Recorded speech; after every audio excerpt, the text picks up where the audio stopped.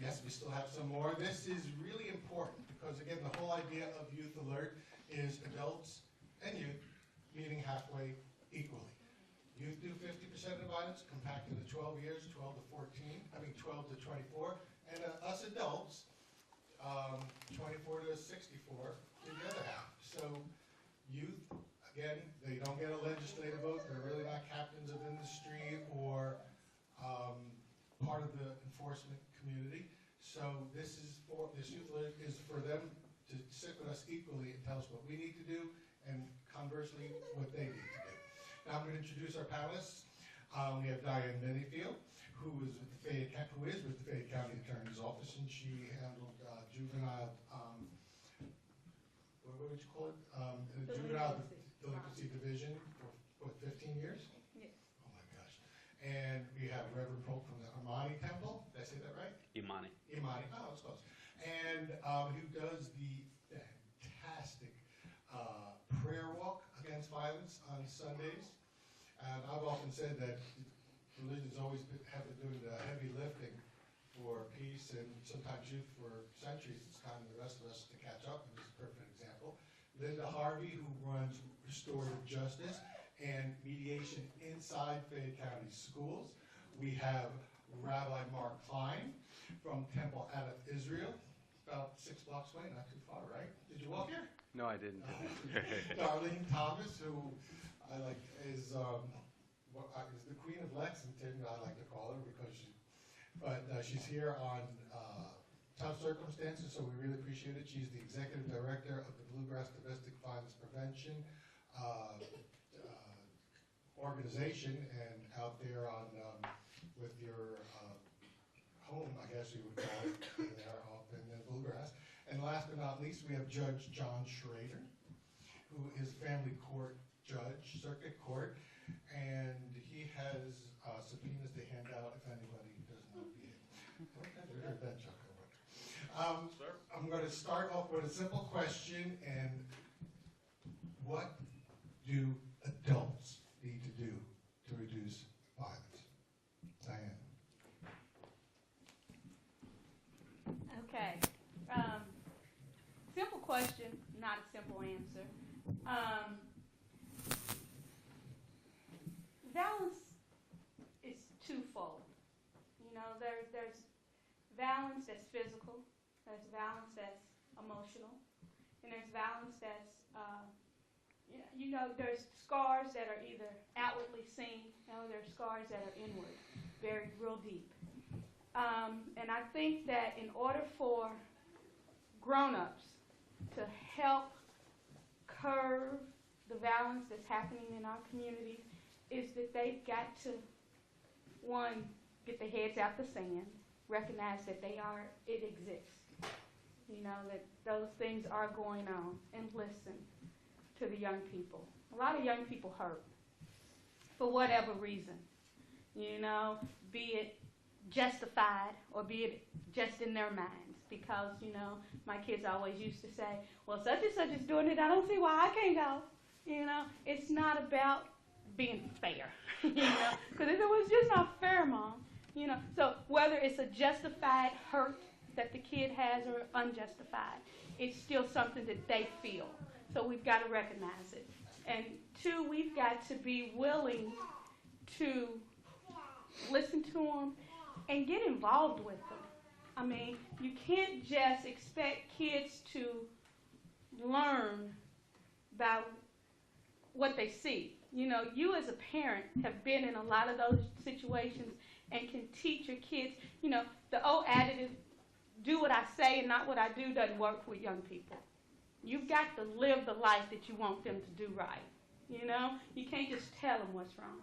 You've got to be willing to do it as well.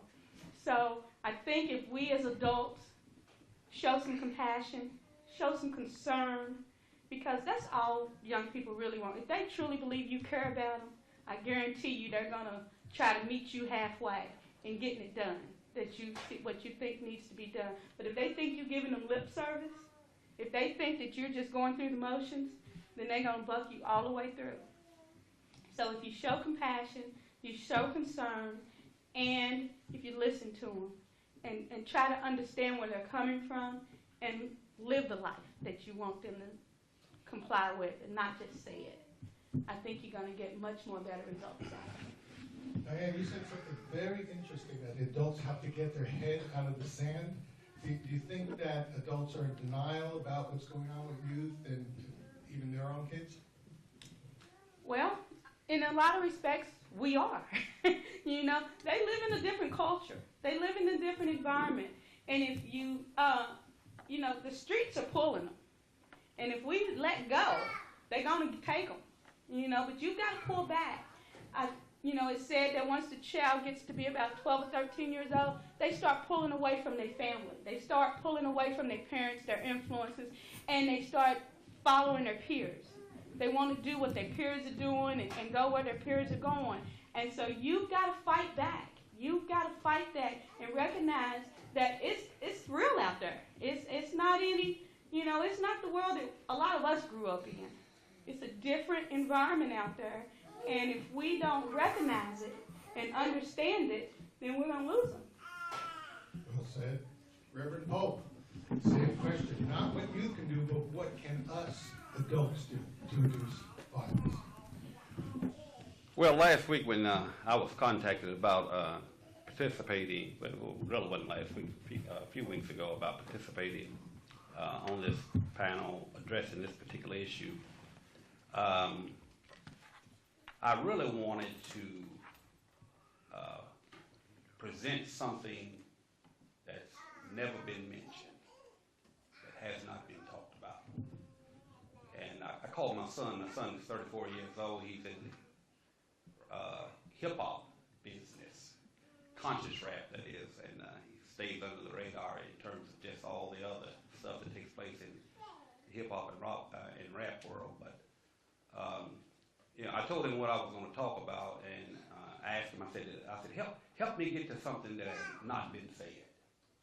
Help me to get to something that people just have not talked about. So we talked for about a good half an hour, 45 minutes, and you know, he studied at Morehouse College. He's been all across the country and halfway around the world, and we talked for about a good half hour, maybe 45 minutes. Tell you what we came up with. Absolutely nothing. We could not think of a thing that we could bring to the table that has not already been on the table. So after, you know, a little more thought, I said, well, where could I really key in on? And I think that in all of this, communication with our kids is probably a big piece of it. If we don't learn to communicate as parents with them early on and help shape and fashion their perspectives on things, then when they do get a certain age and try to get out from under that parental authority, they'll gravitate to just about anything. So, I mean, I've always had a good relationship with my children, my son and my daughter. And early on, I mean, when they would raise questions, I would at least try to give them some perspective. Because if we don't help them see things the way they really should be or could be, they draw their own conclusion. And then when kids get a certain age and parents see things out of them, then they're going to try to talk with them. And the parents can be guilty of saying, where did you get that from? Well, I got it on my own. You know, so I think that communication at the earliest possible age is a big piece of that. And I think that when parents only try to talk to kids when they're 12, 13, 14, 15 years, it's too late. You know, so, you know, the thing that I would encourage parents to do is take advantage of, I mean, every opportunity you can to just have a dialogue, an exchange. I mean, it used to be that I can remember sitting down at the dinner table just about every evening with my parents. I can remember playing on the floor in front of the television while my father watched the news, and he would help interpret things that we saw during that time. All of that's gone now. The kids have their phones, they have their technology pieces that they have their own televisions, they have their own room, and they are in there dealing with real life issues in their own little minds, and the persons that are responsible for those kids there's such a distance between the two of them, they can't relate. So I would say that probably the biggest piece in all this is learning to communicate early on. You said something very interesting. When they're 12, 13, 14, that's too late? Well, I mean, if you have not, I guess I would say properly nurtured, then when they start getting about 12, 13, 14, they begin to get out from under that parental authority. I've heard parents say, Reverend, I can't tell them anything. I don't know where this attitude is coming from. Child is trying to remove themselves from under that parental authority. The old folk would say they begin to smell themselves. Yeah. And I'm not saying it's too late, but it's awful late trying to start at that point, trying to get a child here. I understand. Then talk about mediation. I mean, one organization just started. I mean, you know kids as well as anybody. What can us do? What can adults do? What us old people can do? If one adult just reached out to one kid and showed interest in them, we could change the world. Because what these kids need is somebody to mentor them, to role model behavior, good behavior, character, that kind of thing. Simple things like yelling at your kids is not good. It's what Willis has said, you have to treat kids with respect. And a lot of these children are not getting respect in their homes, therefore they're not giving it back. And then it goes over to the schools, and then they get into fights and other kinds of things. I'm kind of we're all volunteers working with children, and they're in their adolescence, and so we're seeing the end of it when there are court cases for beyond control or public offenses. But we're also seeing the beginning of it in schools. And I'm very impressed with, for example, Leestown Middle School and Edith Hayes Middle School has now embedded restorative justice into their policies. And I was at Leestown the other day, and what they have done, they took a 3-day retreat with all the students that they have in their school in August, and they we're teaching them social skills and appropriate behavior, not in a really positive way and not in a punitive way. And that has just made all the difference in the world in that one school. I think the thing I mediated the other day was the first fight they had. So that's remarkable. I think if we could start doing simple things like that, it would be very helpful. And we have to give support to parents. You know, I would say probably half the children we deal with are being raised by grandparents and adoptive parents. And the children are great when they're younger, but when they hit adolescence, it's very wearing, and these families need support. So I think there's other things like having a family meal together. Many families don't do that. You know, it's all on the run. And there has to be a time where the family comes together and begins to debrief what's going on in their lives. And I just don't think that communication exists as much because of all the technology and those kinds of things. Something else. The way adults talk to their children, not to yell at them, the simple things. Here's a loaded question for you. How much responsibility do adults have for youth being violent? Well, I think they have a lot of responsibility, but one of the things that we're seeing is an increase in very serious mental health problems. Suicides, Asperger's, autism, kids who have been abused in their homes. An increase? An increase, definitely. I mean, the kinds of, I'm sure Judge Schrader could speak to this, kinds of kids that we're seeing now are escalating into more violent type of behavior because often their behavior, they were not receiving the proper mental health treatment when they're younger.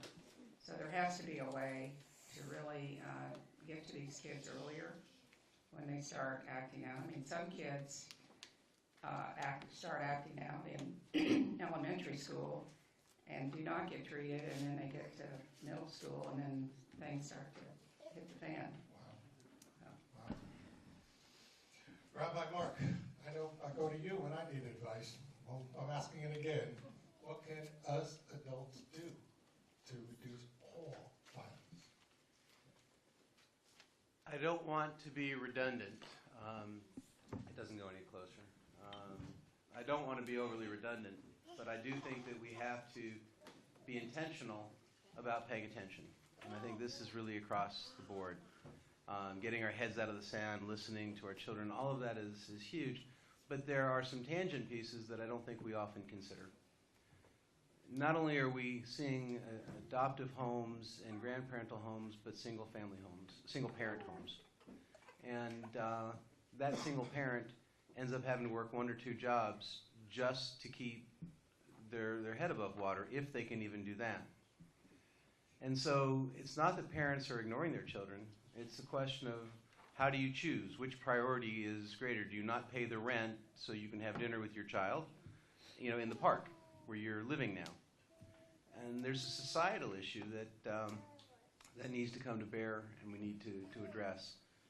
But it requires all of us to pay attention, because the truth is, it's not your children, it's our children. And when I walk through the streets of my community, everybody's child is going to impact my life in that community. And for me to say there's not a hole under the seat on my side of the rowboat, I don't care if there is under your side of the rowboat, makes the whole boat sink. So I think that part of the problem is we try to address this very insularly, in that it's, what do I as a parent do with my children in my home, without realizing there's a whole other dynamic. Another piece that we don't talk about is how we take care of our children in general. We participate at Temple in a backpack program, and it's wonderful that we can send food home to families who are in need, families where the children will only eat during the week when they're getting assistance at schools, free and reduced meals at schools. They don't eat on the weekends. But you know what we're sending home? We're sending home the foods that then lead to obesity and diabetes. And so we're not solving a problem. We're fixing an empty stomach and creating a much harsher problem, as we create a world where our children aren't prepared then to be able to exist. The sugar that we feed them ends up being the disruptive force in the classroom. And so even while we are trying to maintain order and demonstrate that we care about our children, we're giving them the tools that cause some of the problems. And we're doing it sometimes with the best of intentions. Everybody wants to give a child a candy bar, right? But that candy bar ends up causing a sugar high, which is completely disruptive and causes those problems. And again, diabetes and all of the, Linda, you talked about all of the new illnesses that are causing problems. Well, I hate to say this, a lot of it is because of the synthetics that are now in our foods. Yeah. Okay, we're all of sucralose was supposed to be the great new sugar substitute, so that we didn't have to worry about the cancer effects of aspartame and all that. And now they found out that sucralose causes real problems. And so I think it's a much broader question. And yeah, we have to pay attention. We have to empower our kids. We have to listen to them. We have to give them ownership. I think it's huge to sit there and not just have a meal with the child, but have that child help cook the meal, prepare the meal, so the child knows, has some skills. The Bible tells us that we're supposed to teach our children how to swim. Now, I love that, because that Bible is written in the middle of the desert. Okay? And so it's not about the water. It's about how to exist and survive, even against the odds. And that's a much larger problem than responding to the violence. It's about teaching holistically and living holistically, such that we don't get there to begin with. But it is about empowerment, absolutely. And our children need to know that they matter and their voice matters, and that when we ask them how they're feeling and we're paying attention to the problems that they arise, that we don't say, oh, that's nice, and then what happened? The validation is everything. It's so true. Prevention is the key, and one of the reasons for your great work is that federal government, state government, all cut back on prevention program, so it's really up to us, the general public and our organizations, religious organizations too, to step up and fill that gap which now exists. But you brought up something I didn't hear before. You said the socio-economic issue that the mother or the single parent works 2 jobs, and the son comes home and he pops into the microwave, and they don't have. Whose fault is that? I mean, who do we blame for? Is it a hopeless situation where this family cannot get together because of the socio-economic situation they're in? Do you understand what I'm saying? At the risk of being rabbi for a moment, it's what I do for a living, you know. In reading in Isaiah chapter 42, 43, today, part of this week's prophetic reading, we're reminded that we really do have to be proactive in making sure that our eyes are open and that we're not blind to what's going on around us in the world. And it's not incumbent upon one of us to do that. It's incumbent upon all of us. The prophet wasn't going into somebody's house and saying, oh, by the way, George, you're messing up. Okay, the prophet was telling the community that this is something that's going to be epidemic to all of us. If we don't pay attention, then Babylonia is going to come in. Babylonia is going to destroy your world. And then you're going to wait and say, okay, God, come fix it. And that's not how the system works. So, and I hate to get into a political debate at this point, but it really is the responsibility of our community to take care of our community. And this isn't a Democratic or Republican issue. It's my community. And if I want the police department and the fire department and the ambulances and the hospitals to be holistic and ready to address them, then I need to make sure that they're equipped. If I want the children of today to be the responsible leaders of tomorrow, then I have an obligation to help equip them to be leaders tomorrow. And if I'm not willing to accept that responsibility because I want mine for me, then I've turned my back on not just society, but on my own future. It's sort of like citizenship. Darlene, thank you for coming. I know it was tough to get here under your circumstance. I call Darlene the Lady Di of Lexington because she's so well known and so well liked. Domestic violence, I mean, it's in the headlines a lot. What can adults do to stop adult domestic violence? What can adults get youth to do to stop domestic violence? Well, you know, that's a quite complex question that we could all Take your probably time. spend the next 3 hours having a long dialogue about. As complex as it is, there's some simple, there's kind of a simple answer, and that is culpability and accountability as a community, as an individual. What do you do? How do you live? What do you choose to do day in and day out? Do you help your neighbors? Do you lift each other up? Do you believe that you're part of a greater community for the good? Do you understand that every choice we make affects another human being on some level? You know, I can speak as a mother of a 13-year-old and trying to look at what, because that's a really difficult age. Middle school is a pretty tough age to be dealing with. And, you know, as a mom, the best I can do every day is try to do that communication, have a dialogue, talk about, not restrict things, not take things away, because, you know, he's got his own culture, his own beliefs, things he's got to formulate. But do I walk what I talk? Do I follow every day in a truth that I believe that this community, that together we can be responsible for each other, that we can step up and take actions and be a part? And I think the first step are, you know, the audience here today. On the Saturday, you found a way to come out and talk about an issue that touches us and our communities, and we want to do it differently. So it's action. You know, there's a whole new theory of work out there, and it's about taking action. It's not just being passive, it's about being present.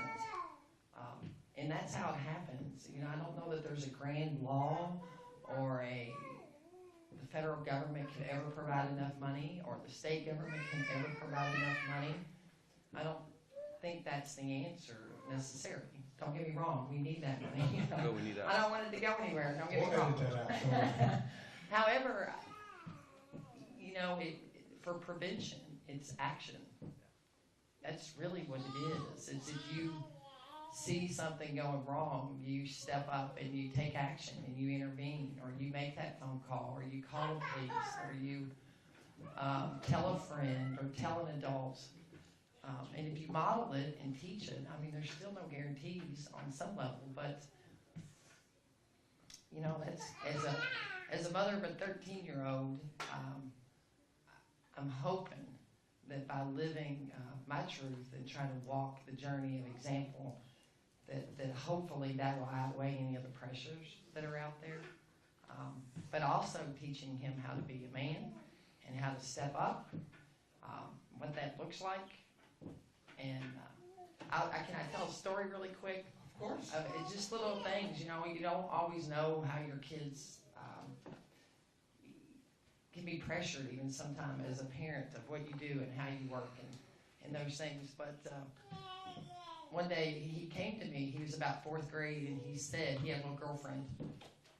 And he said his girlfriend was afraid to go home. And could she ride the bus to our house?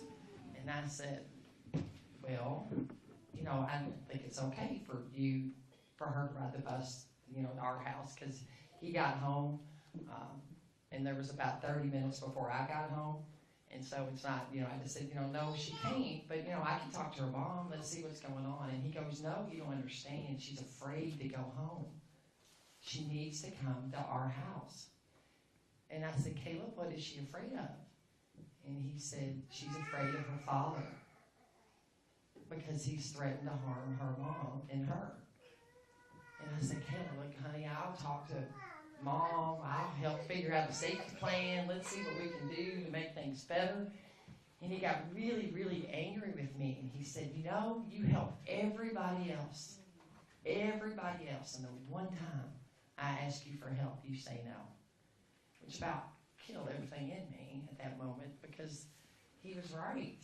You know, I was, and I was willing to help and do things, but not at the jeopardy of him. You know, not at his safety. And so sometimes I think we have these really tough choices about what safety is and what it looks like and how we put our families and other families. But long story short, I was really proud of him that he even recognized those safety needs. I was proud of him that he felt okay to be angry with me. And together, because he did tell and he did come forth, you know, we were able to help that family. But, you know, I guess the lesson in all of that is that we're just all responsible. No easy answers. It's one person, one day, sometimes 1 minute at a time. That's the word you used again. I heard it again. It's society. It's society's problem. Let me ask you another loaded question. You're in the domestic violence field. Society is run by us adults. I mean, we're the ones in charge of the institutions. We're the ones who created the institutions. Is society doing enough to prevent domestic violence? No, not at all. I think we try. I think we try to do laws and education and awareness. I think the big gap would be accountability for those who perpetrate the violence. True accountability, because we talk about the protection of children and that we really care about our children. And I do believe we want to, but we've not ever come yet to a place in society where accountability means that you don't get to perpetrate that violence anymore on either the adults or the children who are exposed to that behavior. And too often children continue to be exposed even after maybe that relationship separates. So no. Accountability. Accountability. Perfect segue to the judge. Perfect accountability. Where do they go? They go to court, right, Darlene? Let's talk to the judge. Sometimes. Not here now, but sometimes. Judge Rader and I spent one day in your court. I had to leave. I was so choked up. It was heartbreaking. I don't know how you do it. What are adults doing something right? Are we doing something wrong? What can adults do? We're running society. What can we do to reduce all violence? I think we all have to approach each situation as it arises. And I would like to tell a story. Darlene told a story, and I love how they impact our lives. But I would like to tell a story about a man who walked up upon a fight. And there were two other men fighting violently. And one of the men was on top of the other, banging the other guy's head against the sidewalk. So this went on for a couple of moments, and the man that came up decided he couldn't figure out what to do, so he didn't do anything. I was that man. It was several years ago, before there were cell phones. I couldn't call 911. We didn't have cell phones. And I stood and watched one man pounding another man's head against the sidewalk. And I walked away. I walked away and I didn't go back. I don't know to this day what happened to that man. I don't even know if he survived that attack. But what I learned from that, and what I have declared in my own heart, is I'm never walking away again. And it may get really messy. It may be that I have to call the cabinet and report somebody that's a friend of my kid. It may be that my jeans get torn, or that I get bruised up, or that I have problems because some voters don't like what I do. But I have declared I'm never going to walk away again. I'm going to do everything that I can to help. And I realize, as I look back on my failure to act on that day, that I knew, I felt like there had to be something I could do. I just didn't figure out what it was. I realized later I was standing on a gravel parking lot. I could have at least thrown a handful of gravel. I could have done something. I should have done something. And so I declared, just like I asked you all earlier, to declare that you would commit to a daily random act of kindness. You remember? How many of you did? Several. And so I'm asking you to declare yourselves again. Will you declare that you'll do something? You will not walk away like I did. We've all talked about what society needs to do, and it comes down to one man, one woman when we face that situation. And I want to ask you to declare to do something, even though it may be very costly. Because what I should have done that day may have saved his life. What I didn't do may have cost him his life. I'm not going to do that again, I promise, publicly. And I'd ask you to do the same. I got a loaded question for you, Judge. Hope you're still talking after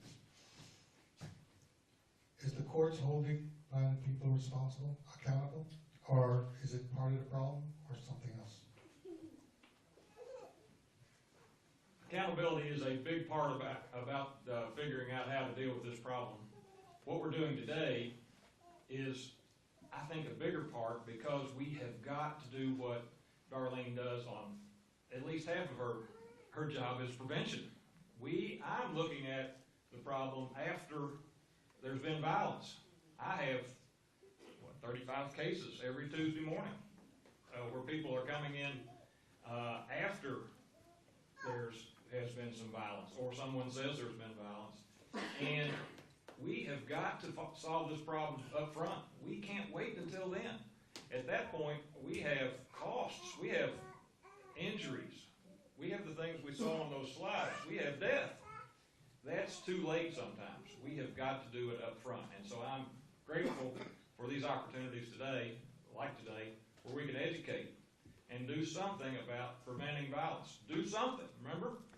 I'm challenging each of us to do something about the prevention. And then when we do get to court, yes, there has to be accountability. There has to be some education after the fact so that we can do our very best to make sure the problem doesn't recur. And we know if we don't do something and hold a perpetrator accountable, we are going to have the likelihood of further incidents. And it makes it even more difficult for a victim to get the help that they need because the perpetrator is emboldened and thinks that nothing will happen. So yes, we have to be showing accountability in our court system. Now we're going to take a look at the flip side. We are the adults. We run society. We are the elected officials. You can't even run for office until you're 35, in some cases, or 30. We run the institutions. We make the money. We fund the police. We are the police. What are we going to tell youth? What can youth do? I was not a perfect youth. I'm sure no youth is. But what can youth do on their own to reduce all violence? I don't like to be the starter. But, you know, I think young people are a very talented group of folk. I really respect them, and I think that if we as adults, you know, as I said earlier, respect our young people, that they have a lot to teach us, and they have a lot to give. We just need to listen. I've learned to take that into my daily life, and I'm listening better. It's because I'm a very opinionated woman, and I will, you know, think that my way is the only way. But I've learned to listen better in my life, and it's helped me out a lot, in not only in my job, but in my mother and in my being a wife, and just in all aspects of my life, is listening. But young people, as everybody has said, has indicated that we all can do something. I mean, it doesn't matter how great of it or how big what you do is. It's just at your level, do something nice for somebody. It doesn't matter, you know. Yeah, you may can't buy my daughter a new MacBook Pro that she wants. She wants a new computer. You know, she wants something all the time. But you can smile at somebody walking down the street because you never know what kind of day that person had. You know, so just a simple hello.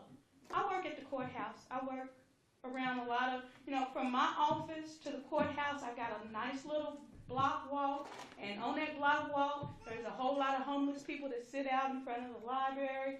They sit out in front of the courthouse, and some of them are not very nice homeless people. You know, I want to say hello to everybody, and I want to say, hey, how's your day? And, you know, sometimes I get cussed out, you know, simply by saying, hey, hello, how's your day?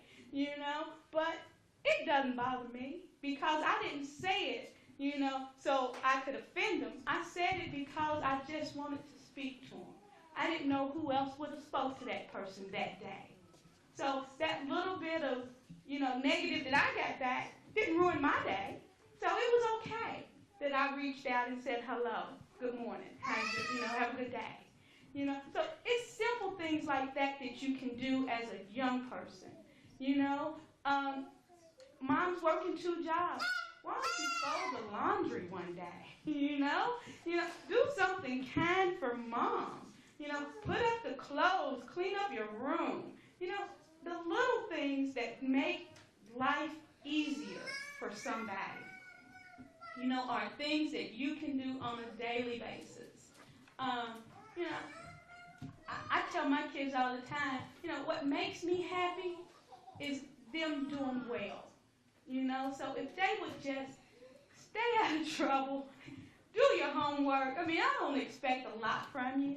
You know, I'm not asking you to go out there and pay the mortgage. You know, I'm not asking you to go out there and figure out how I'm going to put gas in the car. You know, but I do ask you to do what you have to do, which is study, get good grades, don't cause drama. You know, don't let me get a call from school because you in school, you know, acting up, walking around with a hoodie on, you know, something that you know ain't right, breaking the rules. You know, I got enough to deal with.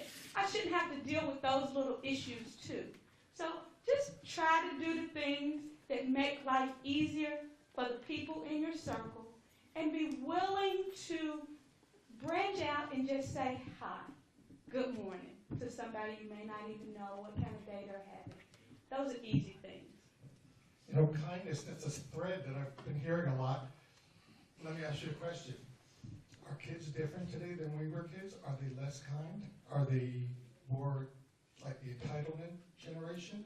You know, I don't necessarily think that they're different than when we were kids and less kind. I think that we, as a generation, are less kind. I mean, I grew up in a neighborhood where if I didn't, you know, do something right, the neighbor next door told my mom. You know, she didn't get home from work until after I'd been home from school for an hour and a half. And if I brought people home from school with me, my mom knew before she even got home. You know, and the rules was you don't have anybody in the house till I get home. But if I did bring a girlfriend home from school or whatever, my mom knew that because my neighbors knew what I was doing. They cared about the neighborhood, cared about each and all the kids that lived in the community. And they wasn't afraid to tell the mom. You know, nowadays, if you see somebody else's kids doing something wrong, you may get cussed out if you go and tell them that your kid was down there in the store shoplifting, you know, or whatever, because they don't want you in their business, you know. So I think it's a societal type of generation, you know, thing, a new community that have gotten so separated about being a one, you know, being together. It's all about me and my family and not about what you do or who my neighbor is. I mean, you may not even know who your neighbor is across the street from you anymore, you know? And in my neighborhood, we knew everybody, and everybody knew us. And we wasn't afraid to talk to them or to correct somebody else's kid when they did something wrong. But now, you got to be very, very careful whose kids you correct and who you say something to. Because those parents may jump down your throat. So it's a different community. But I think, you know, as Hillary Clinton said, it takes a village to raise a child. I think if we get back to that village mentality, you know, and everybody takes some accountability and some responsibility as to what the next child, the next generation is doing, then I think we're going to be a better off community. And I don't know if it's because of all this electronic and all of this, you know, everybody want to do their own little thing, reasoning, but at some point we've got to get back to caring about each other. Thanks for bringing up politics. That was good. Well said, Diane. Reverend Bulk, I'm sure there's not a day that goes by where there's some youth come in there looking to consult with you. Well, what if today some youth comes in there that I'm living a troubled life? What do you tell them? I pray with them. I don't think that the youth are so different today, but I think that the environment, I think, is different. There's a lot of things going on that I just cannot relate to. And I think that if kids would at least stop and think before they do and consider the consequences of their actions as well, I think that's a big piece right there. If they would just stop and think. Some of them have done some things and look back and say, dang, what was I thinking about? You know. So when kids come in to see me, young people come in to see me, it's usually as a result of something that has happened in school or something that they're facing with the court system or parents at the wit's end. They bring them in, they're 14 to 15 to 16 years of age. And normally what I would do is tell the parent, you know, go get you a cup of coffee someplace and I'll take the person and we'll walk out the back door of the church and walk all the way out to the soccer field, way over in the corner. And while walking back there, I said, look, if anyone is concerned about you, it's your parents. Either your mother, your father, your grandparents, or someone. Whoever is, you know, has guardianship, that person has your best interest at heart.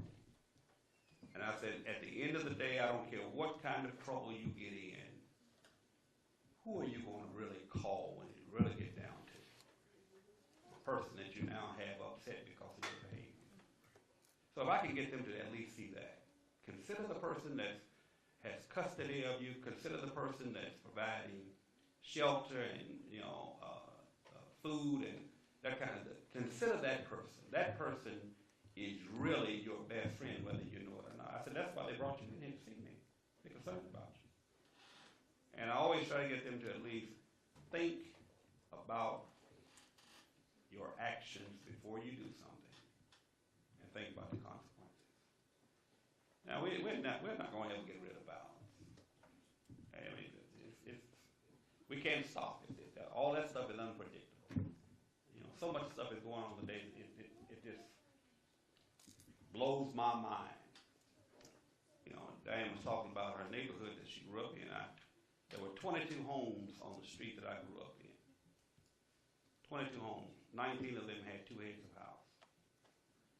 I could not go down the street far enough, up the street far enough, and get away from someone's parental authority.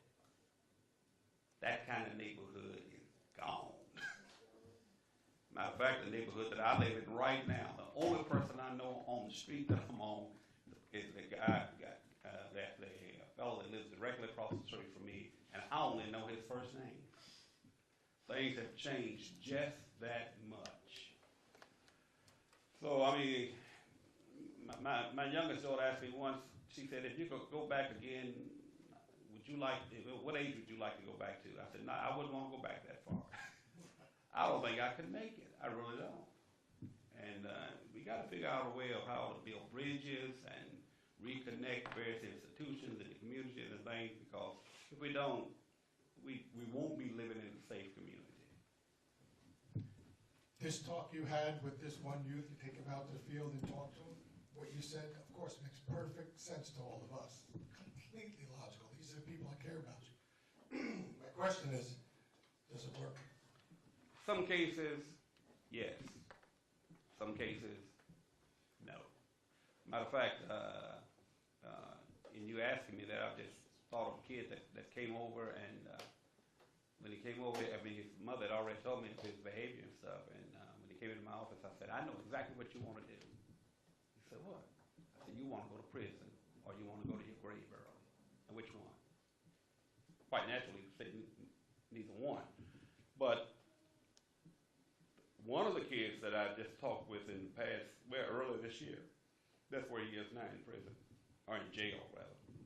But in some cases it works, in some cases it doesn't. And then parents beat themselves up because they feel like they didn't do enough, they didn't sacrifice enough, and all of that kind of stuff. When a mother comes in, talks with me about a child who's got tears in her eyes, she cares.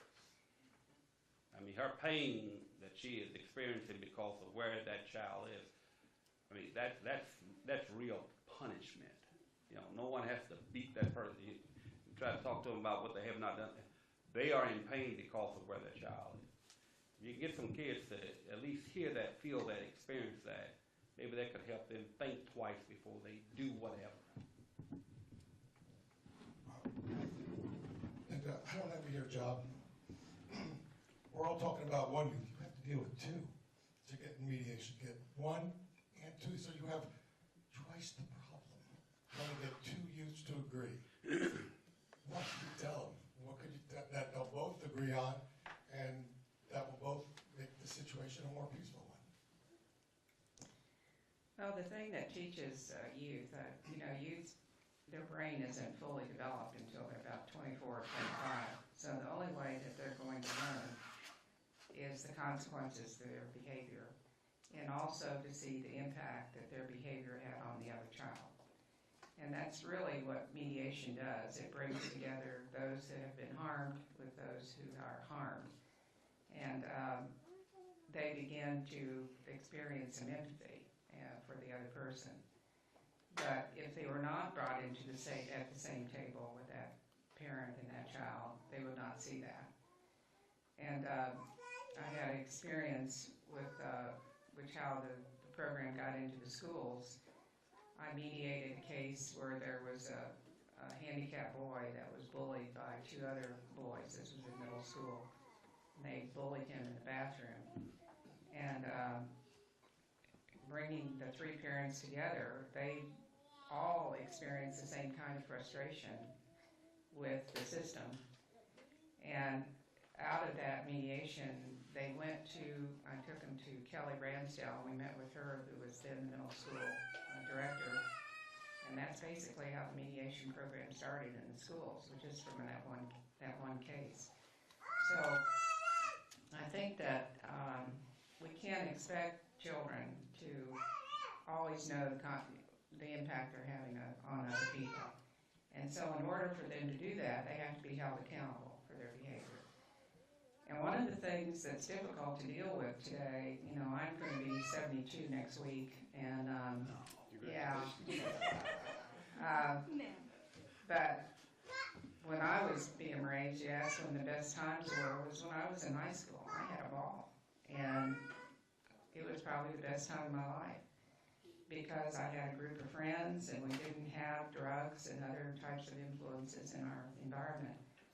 Well, today, when you have a child on drugs, they do not care about anything. And until you can get them treated for the drug problem, you might as well forget it. And that's prevalent with a lot of children that we deal with.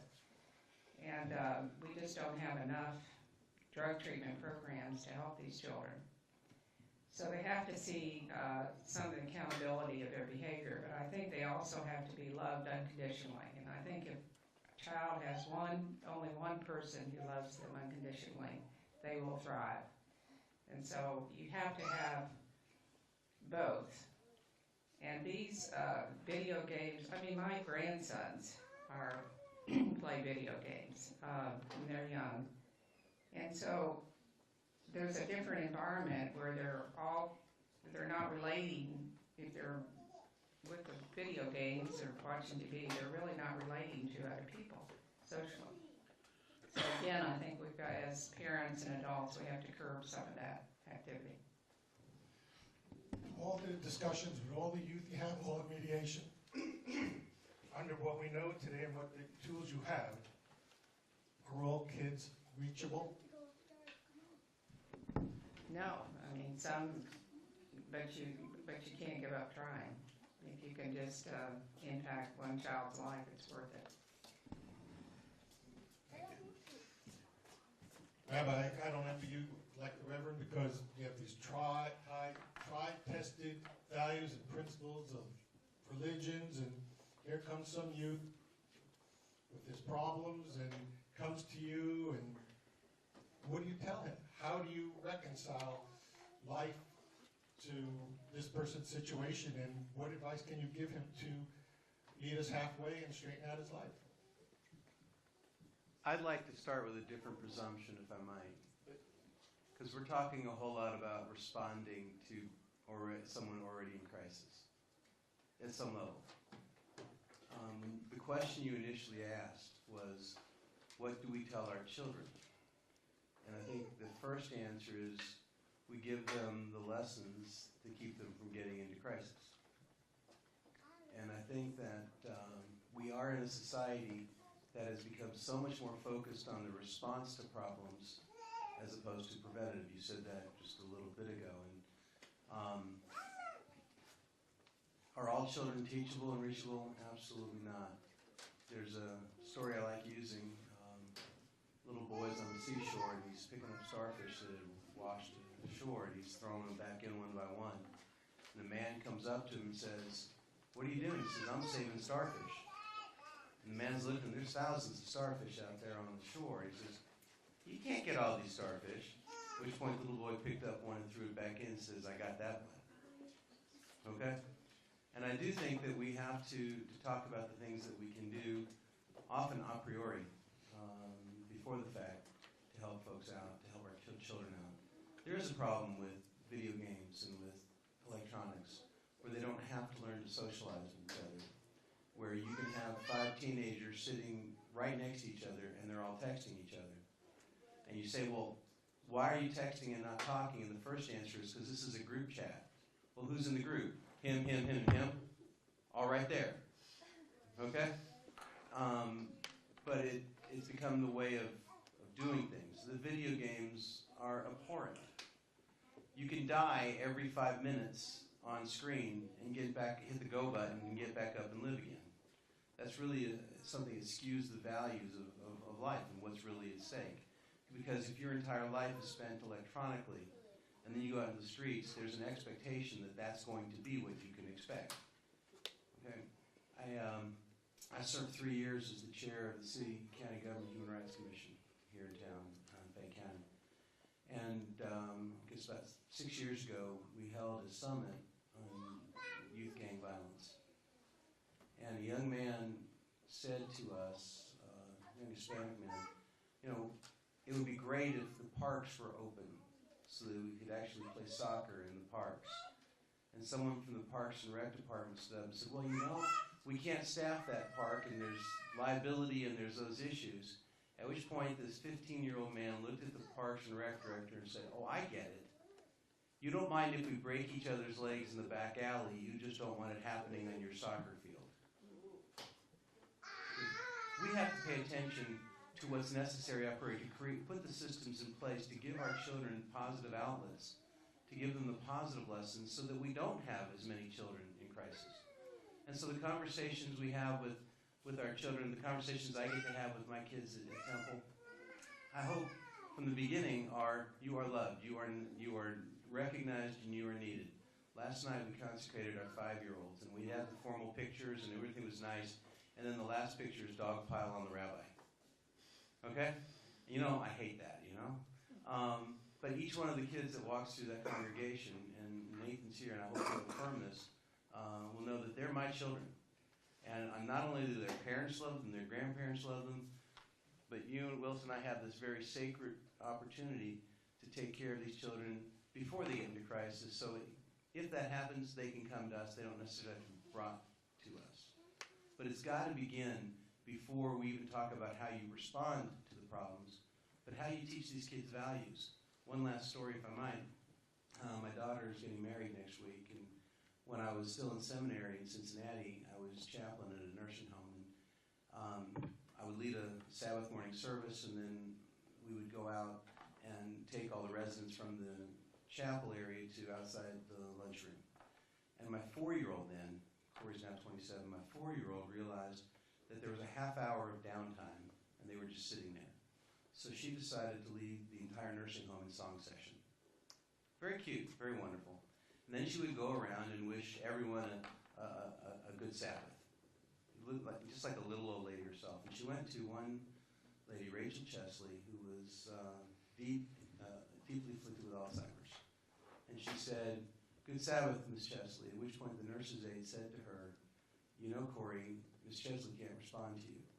At which point Corey looked at the nurse's aide and said, "That didn't mean she didn't hear me." Okay? There's a lot that our kids have to teach us. And there's a lot of things that we dismiss in them, which is why part of what leads them to react negatively, because they're not heard and they don't think that they matter. And I think that's where it begins. I have a question for you. Prevention. We're talking about prevention. This whole event is about prevention. In our programs, when we do it, we find one really tragic fact, that there's a lot of youth alone in this world. Not their fault. Sometimes you can't even find anyone at fault. They are alone. What is their responsibility?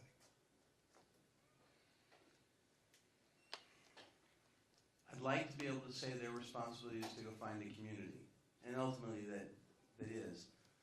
But without guidance, without someone being there to open up, I think to then say it's their responsibility is an attempt to abdicate our own responsibility. Our children cannot know what we won't teach them. They cannot learn from the examples we won't provide.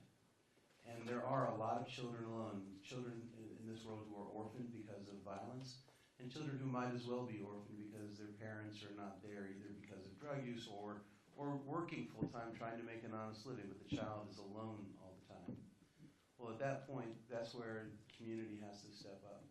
And that's where, whether it's a house of worship or another community and another facet of the community, Parks and Rec, we have to provide the opportunity so that these children have somewhere to go where they can be with people. And we can't tell them, take care of yourself, if we haven't given them the tools or the examples to do it. Thank you, Rabbi. Darlene, I remember when I bumped into you in the Cannon building in DC, I said to you, we were talking, I said, youth are responsible for 50% of violence. You said, I know, I'm in domestic violence. How big a problem is youth in your field?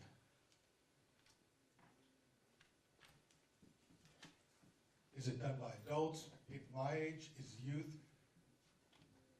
a dominant factor, a dominant demographic in domestic violence? It's really, really hard to tell because currently we don't have the same level of protections for situations of dating violence as we do if there's adult domestic violence. So it's underreported. A lot of times we know what's going on. We get the phone calls and the crisis calls. We hear the stories of the parents or the daughters. So we know that it's out there. We just don't know to what level, but it's estimated that really dating violence is as frequent as adult intimate partner violence. So we know we have a lot to do in that field and a lot more to do with the youth and accountability and responsibility, what that's going to look like. But when you ask the question about what youth are responsible for, what 50% can they play? Well, there's a whole new level of work out there, and some of you will have heard of it, but it's called Green Dot, and it's been kind of implemented in some schools here in Fayette County. However, Green Dot is really just says what I spoke of earlier. It says that you do something every day to make a difference, that you don't just be a bystander, that you actually take action, and it has a name to it, which is really great because it teaches youth how to take that action, how to not be a snitch or not be a rat or, but still hold people accountable for the behavior, what you will have and what you won't have. You spoke a lot about community.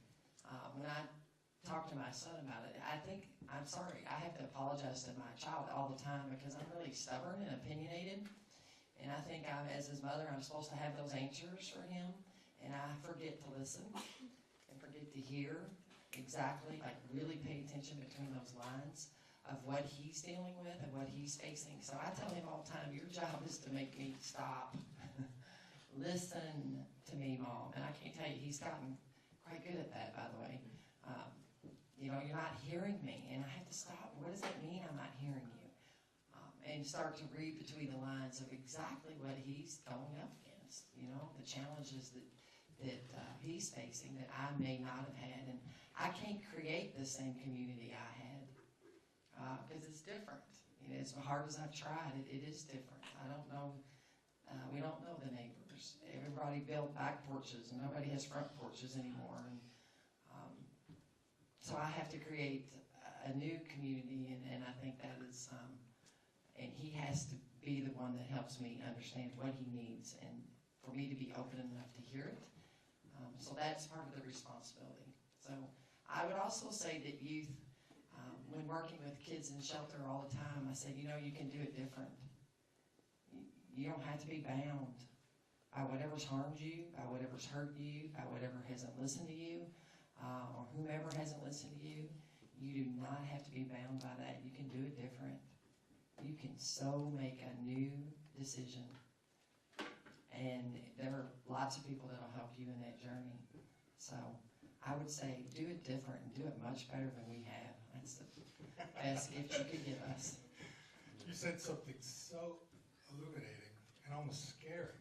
We all know what a big problem domestic violence is around the world.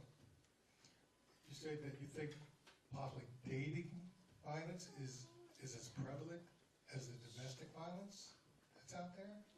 And what can we do about all this? Give credit to my wife in reference to that as a member of his church. I don't have jurisdiction to address the dating violence situation. A couple that is not married would have to live together before I would be able to address that violence. And so those problems are handled, if they are, in criminal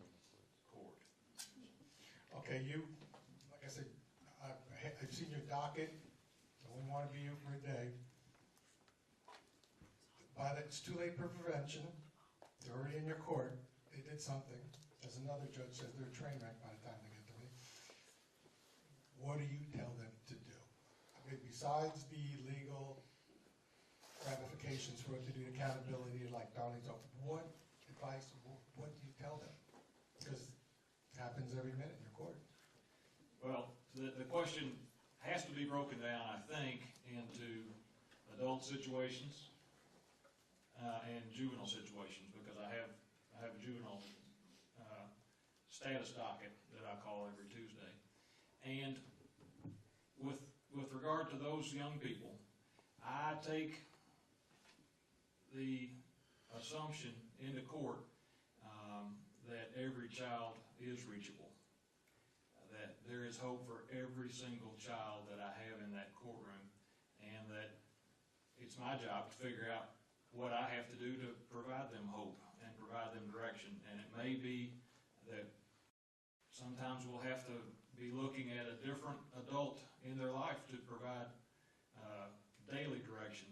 But I don't want them to ever walk out of my courtroom without believing somehow that there's hope and that somebody believes in them.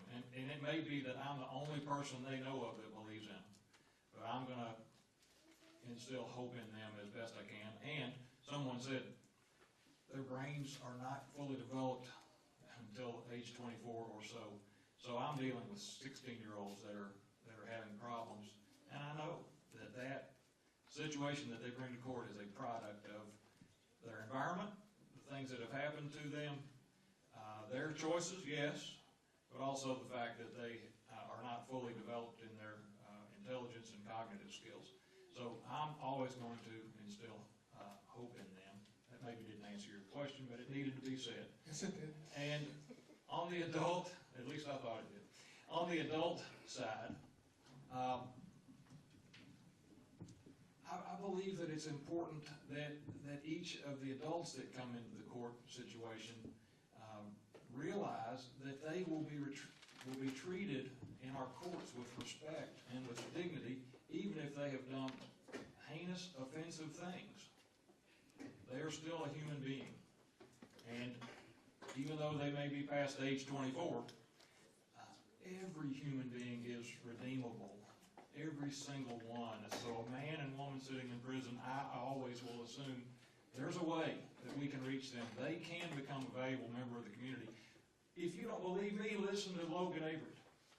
Every man and woman is redeemable and can make a difference. And so I want to encourage each of those people. Yes, we will have to make them accountable for what they have done. No question about it. But we want them to realize there's a way to move forward so that they don't do it again. That's part of prevention, is to recognize that we have an opportunity when they're in court to change things. Just like Darlene said, they can make a new start, and there's going to be consequences for what they have done, but they have a chance to start all over in a peaceful life. We're part of this war against violence, and we want the entire community, everyone that we get to encounter in our careers and in our neighborhoods and in our families, to realize it doesn't have to be the way it has been. We have a way to start over. I want to bring up something that Linda said, still stuck in my mind. I want to see if it happens in your court. She mentioned about youth with mental health problems on the rise and youth with substance abuse. How much do you see that in your court? Well, between mental health and substance abuse, it's 99% of the people that I see in court. 99%. Probably. And they're also dealing with their choices, certainly. But a good number of them have mental health concerns. We are constantly trying to get the correct diagnosis, treatment, medication, and then trying to make sure they take the medication, because we know and believe that the treatment that is offered can be highly effective, but it doesn't do any good if it's sitting in a bottle on the medicine cabinet. So we have to make sure they're taking their medicine, and many times they don't want to. We also have to deal with the realities that our young people are facing daily temptations to escape, if you will, the realities of life with drugs. And so many of the young people that we see have experimented or are ongoing users of extremely dangerous drugs. Alcohol seems to be accepted, and we seem to have a mindset that this is an okay way to have fun, and I see it kill people and kill families every day. Marijuana, oh, everybody I know smokes weed. Well, that's not true, for one thing, and it doesn't have to be true even if everyone else smokes weed, and I see it just destroying lives. It goes beyond. I see young people that are dealing with cocaine and, yes, even heroin, which has killed over 30 people in our community this year so far in September. So, yes, we see it constantly. Obviously, you're all experts in your fields. I have two more questions, but they're only going to require a one-word answer. I'm not going to even tell you what it is till right now. Talking about violence, one-word answer. First question, what's the problem?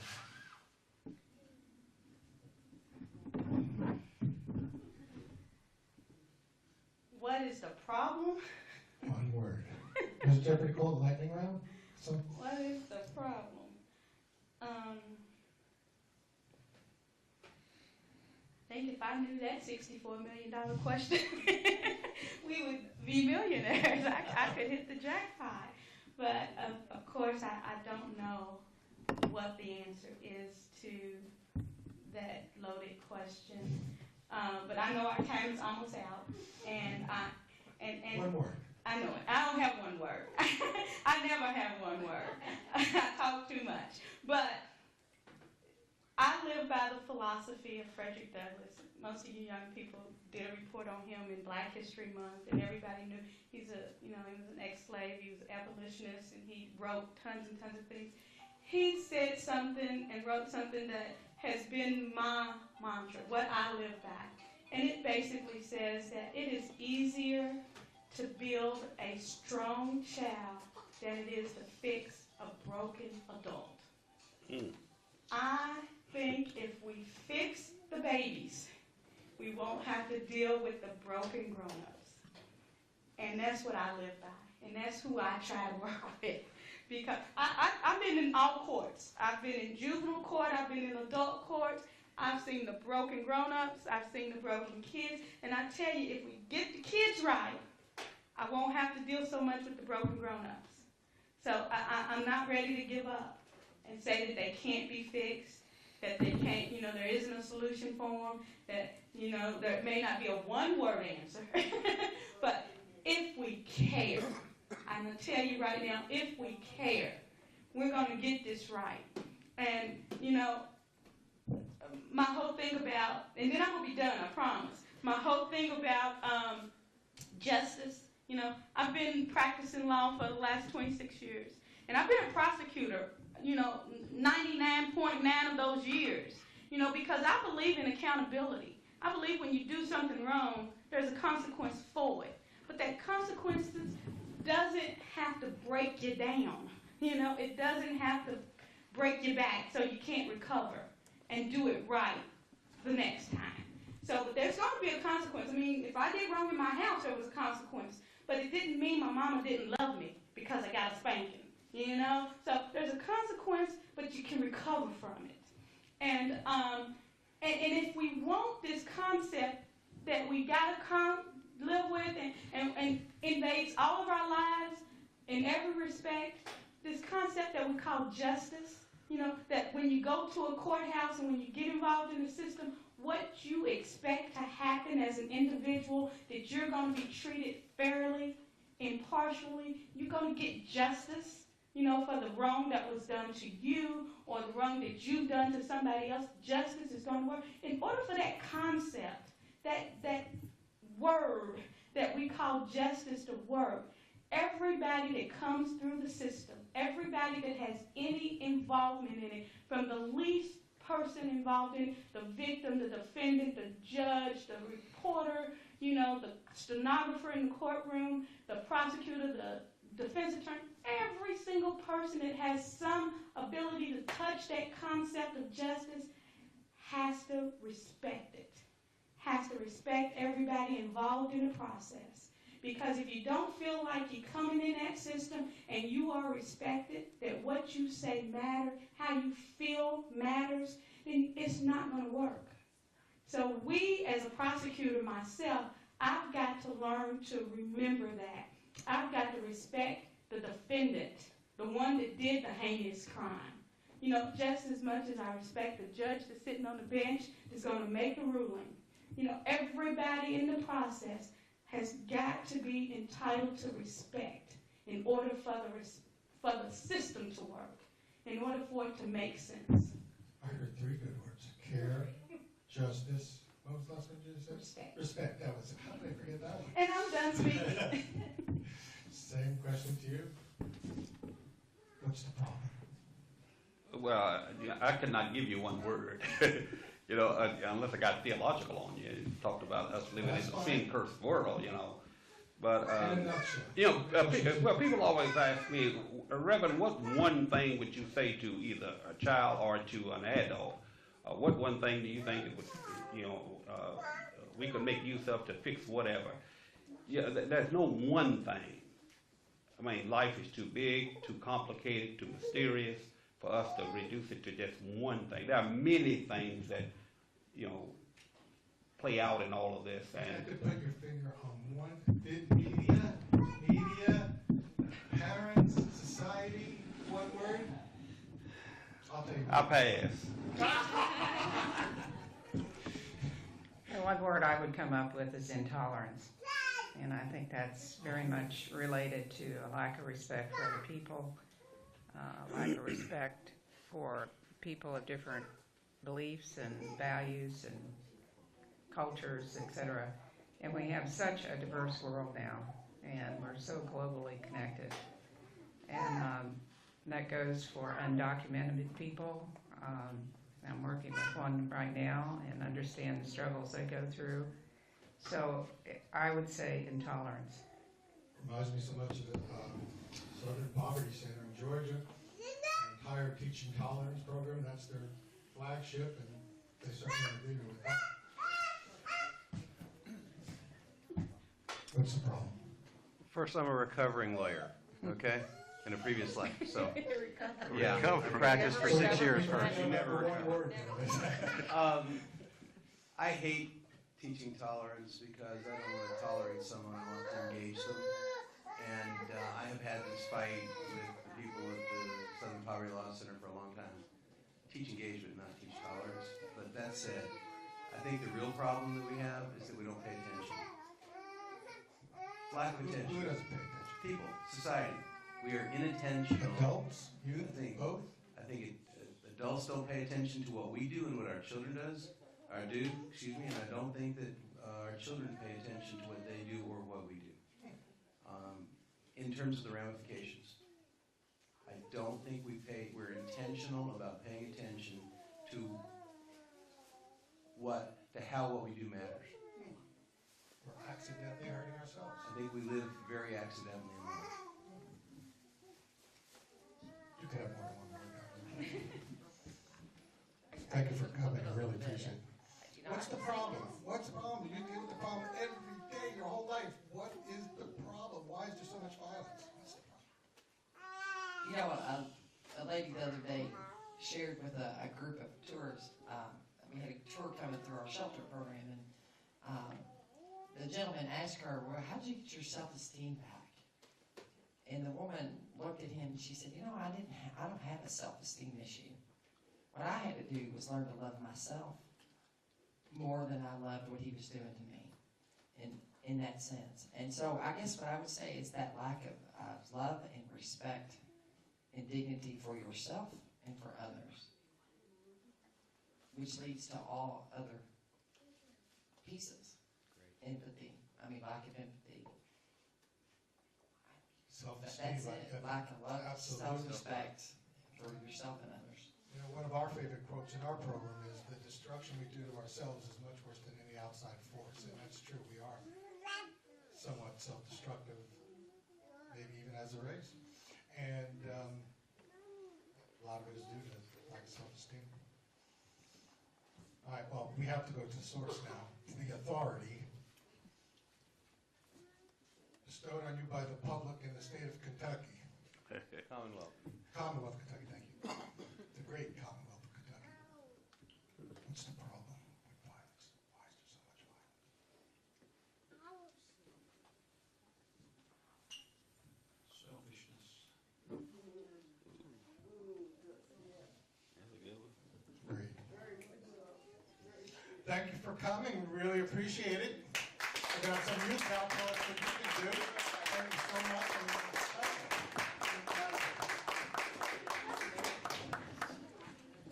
We're going to do some giveaways.